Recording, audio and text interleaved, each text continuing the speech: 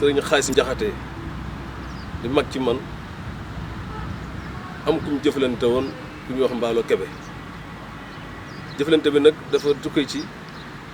kenn ku nekk xam na ni Alaaji Ndiougo Kébé 1984 la wàcc liggéey 1984 ba 2007 ginnaaw 2007 njaboot gi ci seen bopp ginnaaw buñ mànkoo ñu xalaat ni jëmmi tabax bi comme boobaa léegi mënuñu jete dara jëmmi tabax bi dañ koy jox sëñ Saliou addiya loolu ñu juboo ci leneen la ci des li wër bâtiment bi yëpp ñoom ñu daal koy morcelé bi ñu ko morcelé lotissé ko kenn ku nekk ci njaboot gi am ci wàll sëñ Xaalis bi nag jëflante ki ñuy wax Mballo Kébé mu am ñaari parcelles yoo xam ne doog ko cay jaay muy parcelle numéro 48 ak numéro 50 acte yaa ngi nii benn bu nekk acte yaa ngi nii def nañ ci aussi tirage bi ci nga xam ne tiré nañ ko plan yëpp acte 48 baa ngi nii acte 50 baa ngi nii ak seeni plan de situation bi loolu amee nag kon 2017 nga xam ne léegi suñu xaas bi mu ko ginnaaw bi nga xam ne seen ñoom fay na ko régularisé nag 2008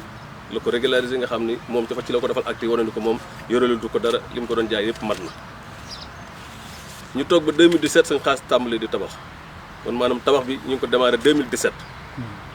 bi ñu ko démarré 2017 di tabax ba 2021 kon 2021 ci at mii bi ne ginnaaw suba la ñuy koor séntu bu njëkk lañ toog ba xaaju guddi moom mu ñëw yebal fi ay nit ànd ak ñoom ñu yore 4 plan fekk boobu gardien bi nekku foon kon lii maam waxtu guddi lañ ko def waxtu guddi lañ ñëw ànd ak 4 plan fenn fu nekk ci kër gi ñu dóor fi faire pelle mécanique kon ñoo ko gisandoo nii bi loolu amee nag te moom laata muy def lii fekk na moom dossier bi nekkoon na ci yoon nekkoon na contentieux nekkoon ci yoon maanaam mel na ni kon yoon atte gutoon tranché gutoon ci la ñëw jëf-jëf ji mel ni ji ma yaakaar nag dëkk bi ak teddaayu dëkk bi ak li ci borom wax jëf ju mel nii te sëñ bi eggoon ci di wax sëñ Sidi Moxtaar kenn ku nekk déggoon ni wax ni dëkk bi même ku fi dëkk sax ñu am fi kër di fa dem ba dafa def loo xam dëppoot ak sart dëkk bi la nga defoon ci kër gi dañ la koy remboursé sëñ bi da koy remboursé ñu génne la dëkk bi waaye ki nga xam ne dafa am pas-pasu defar ak dëkk ñu xool palais bii depuis 1984 ba fii may wax ak yow ni kenn matérialisé wu fi dara maanaam tey kenn jëmmalu fi ren ginnaaw li sëñ Ndiougo defoon ba léegi kenn ku ci jébaat dara amul nga xam ne toog nañ 23 ans yoo xam ne kenn jëmul ci dara ba 2017 suñ xaas tàmbali di def lii nga xam ne actuellement nii tout ce qui est gros œuvre mën naa ni noppi na kon second œuvre bi la doon attaqué nii kër gi ni ngeen ko gis ni fi mu toll nii ndox mi ngi ci biir courant mi ngi ci biir second œuvre bi la doon attaqué ba ci porte yi actuellement nii noonu naa leen woon actuellement ni kenn leen lu nekk menuisier yoo ko war a liggéey électricien yi ak kenn ku nekk li desan ci pour ñu livrer porte yi mënoon naa ne mois bii ñu nekk nii tey waroon nañu mën a livrer porte yi mébétam mooy ren mu màggal ci ñun nag ci kilifteef la ñuy dox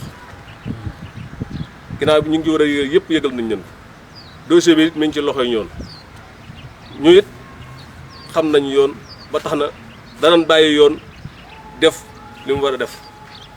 ndax Sénégal dëkk yoon la waaye nañ xam ne lii daal pression bu ci mën de am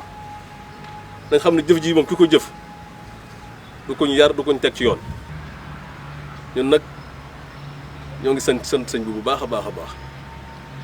di ko xamal ni ñun fas yéene doon dudul ay talibé waaye nag talibé nag bu ñu ko tooñee am na sañ-sañ ñëw ci sëriñam jooytu ko. ndax def ngeen loolu. loolu moom def nañ ko. ndax egg nañ ko ndax moom Mballo ci boppam. jot nañ koo téye fii ci commissariat bi waaye mel na ne ay kilifa ñoo ci def intervention bañ bàyyi ko waaye teewul yoon mi ngi continuer def liggéeyam ndax convoqué nañ ko 2 fois tribunal ñu renvoyé ko parce que témoins yi parce que mbir mi it nañ xam ni même ñu yoroon pelle mécanique bi chargeurs yi doon ko def it ñoom it ils sont impliqués parce que y a des am na loo xam ni ki la koy defloo wala mu la ko defloo war naa woon këyit weer ni moom am na sañ-sañu def lii wala mu ànd ak autorité administrative boo xam ni moo naan ko lii dañ ko war a daaneel nga war ko def kon mel na ni kon dafa mel ni yooyu moo dajewutoon moo tax ñu renvoyé ko parce que ñi ci impliqué ñëpp yoon dafa war a dal ci seen kaw ñu toll daal bu ñu yoon joxee dëgg ñoo xam ne yoon jox ñu dëgg bu ñu yoon xañee ñu xam ne yoon moo ñu xañ